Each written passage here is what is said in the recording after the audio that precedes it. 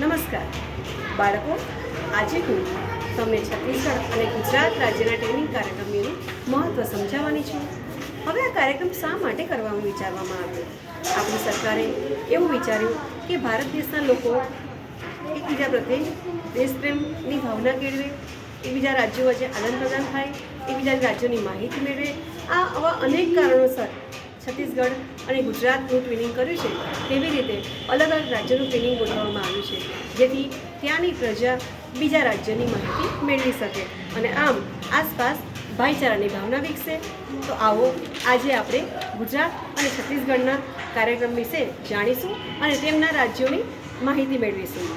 ગુજરાત રાજ્યનું નામ ગુજ્જર પરથી પડેલું છે, જેમણે ઈસવીસન 700થી ઈસવીસન 800 સુધી અહીં રાજ્ય કર્યું હતું. ઘણા મુગલ સમ્રાટોએ ગુજરાત પર આક્રમણ પણ કર્યું છે.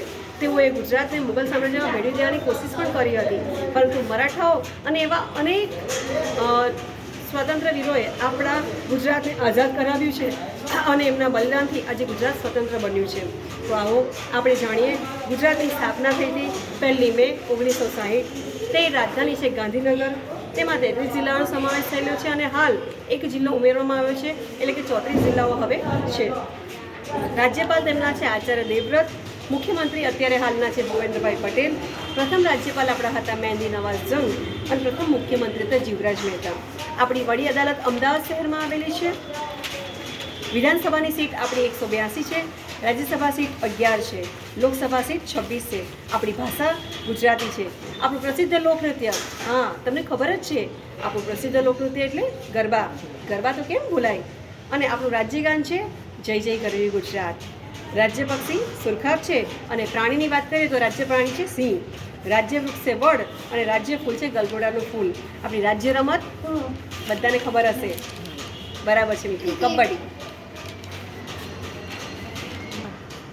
નમસ્કાર મિત્રો, આપણે આગળના વિડીયોમાં જોયું હતું ગુજરાતની માહિતી.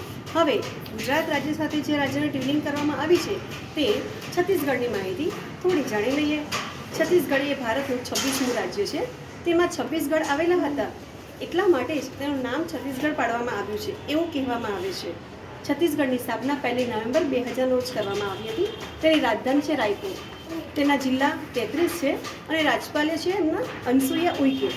તેમના મુખ્યમંત્રી છે ભૂપેશભાઈ બઘેલ. પ્રથમ રાજ્યપાલ હતા દિનેશ નંદન સહાય. પ્રથમ મુખ્યમંત્રી હતા અજીત જોશી. વડી અદાલત તેમની બિલાસપુરમાં આવેલી છે અને તેમની વિધાનસભા સીટ છે 90. Rajya Sabha seat 5, Lok Sabha seat 11. તેમની ભાષા છત્તીસગઢી. આમ હિન્દીમાં લખાય છે પરંતુ બોલાય છે છત્તીસગઢી ભાષામાં, જે આપણે અગાઉના વિડીયોમાં જોઈ ચૂક્યા છે. તેમનું પ્રસિદ્ધ લોકનૃત્ય છે સુવાર નૃત્ય, ચંદેરી નૃત્ય, સૈલા નૃત્ય. રાજ્યગાન એમનું છે અરપા પેરી કે ધાર. રાજ્ય પક્ષી છે પહાડી મેના. રાજ્ય પ્રાણી છે જંગલી ભેંસ. જ્યારે રાજ્ય વૃક્ષ સાલ છે. રાજ્ય ફૂલ છે એનું પણ ગલગોટાનું ફૂલ. અને રાજ્ય રમત આપણી પ્રાચીન દેશી રમત જે સૌથી પહેલાં બધા રમતા હતા, ગીલી અને દંડો. ઓકે, આમ આપણે માહિતી મેળવી છત્તીસગઢની અને ગુજરાતની પારંપરિક માહિતી.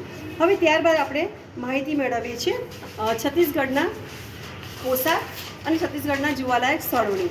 તો છત્તીસગઢના સ્ત્રીઓ લહેંગા ચોલી પહેરે છે, જેમાં લાંબુ સ્કર્ટ અને બ્લાઉઝ હોય છે, જ્યારે કચોરા સાડી પણ મોટી સ્ત્રીઓ પહેરતી હોય છે. પુરુષો ધોતી અને કુર્તો પહેરે છે અને બીજા પુરુષો બાંડીઓ અને ધોતી પણ પહેરતા હોય છે. આ ઉપરાંત છત્તીસગઢમાં મોટાભાગે આદિવાસી પ્રજા રહેલી છે, એટલા માટે તેઓ આદિવાસીનો પહેરવેશ પણ પહેરતા હોય છે, જેમાં માથામાં ખાસ કરીને મોરના પીછા લગાવવામાં આવે છે. ગુજરાતના પહેરવેશની વાત કરીએ તો ગુજરાતના પુરુષો ધોતિયું, ચોયણો, જબ્બો, અંગરખું, બાંડીઓ અને પાઘડો. સ્ત્રીઓ જીમની, કાપડું, ઓઢણો, ચણિયાચોળી અને ગુજરાતી સાડી પણ પહેરતી હોય છે. હવે વાત કરીએ છીએ આપણે ગુજરાતના જોવાલાયક સ્થળો. હઠીસિંગના દેરા જે અમદાવાદમાં આવેલ છે, શ્રી સૈયદની જાળી, લોથલ, મોઢેરા, અડાલજની વાવ, રાણીની વાવ, Pavagadh, Ambaji, Laxmivilas palace, statue of unity, Mahatma Gandhi Ashram, Shri Dwarkadhish મંદિર, સોમનાથ મંદિર, ગાંધીનગર અક્ષરધામ, સાસણગીર અભયારણ્ય. આવી રીતે ઘણા બધા અનેક જોવાલાયક સ્થળો ગુજરાતમાં આવેલા છે. તેની સામે છત્તીસગઢમાં પણ જોવાલાયક સ્થળો પણ ઘણા બધા છે. રાજીલોચન મંદિર, જેમાં ભગવાન વિષ્ણુનું મંદિર છે અને ત્યાં 3 નદીઓનો સંગમ આવેલો છે, એટલે તેને ત્રિવેણી સંગમ પણ કહેવામાં આવે છે. ત્યારબાદ છે મરઈ માતાનું મંદિર. ત્યાં આદિવાસી લોકો પોતાના વિશિષ્ટ પ્રસંગોએ માતાની પૂજા કરે છે. પોતાની વિશિષ્ટ રીતે આ પૂજા કરવામાં આવે છે. રતનપુર કિલ્લો, ચિત્રકોટ ધોધ, તીર્થગઢ ધોધ, ભારતનો સૌથી ઊંચો ધોધ તીરથગઢ ધોધ જે છત્તીસગઢમાં આવેલો છે, ઇન્દ્રાવતી નેશનલ પાર્ક, કાંગેર ઘાટી નેશનલ પાર્ક, લક્ષ્મણ મંદિર, ગોરમદેવ મંદિર. તેની રચના ખજુરાહો જેવી કરવાની હોવાથી તે છત્તીસગઢનું ખજુરાહો તરીકે ઓળખાય છે. બમ્બલેશ્વર દેવી મંદિર. આમ છત્તીસગઢમાં પણ ઘણા જોવાલાયક સ્થળો આવેલા છે. વાત કરીએ આપણે એમના પુરુષો અને સ્ત્રીઓના ઘરેણાની, તો ગુજરાતમાં સ્ત્રીઓ ચંદનહાર પહેરે છે, એટલે કે સોનાનો સેટ પહેરે છે. કંદોરો, બંગડી, નથણી, કુંદન બુટ્ટી, ચૂડલો, પાટલા, મણીમાળા, કડા, ચોકર સેટ, માંગ ટીકા, જીનવારા, લાચા, ધગુલ, પોલકી, ચંદેર, સાડી અને પાનેતર. આ આપણો મુખ્ય પહેરવાશ છે.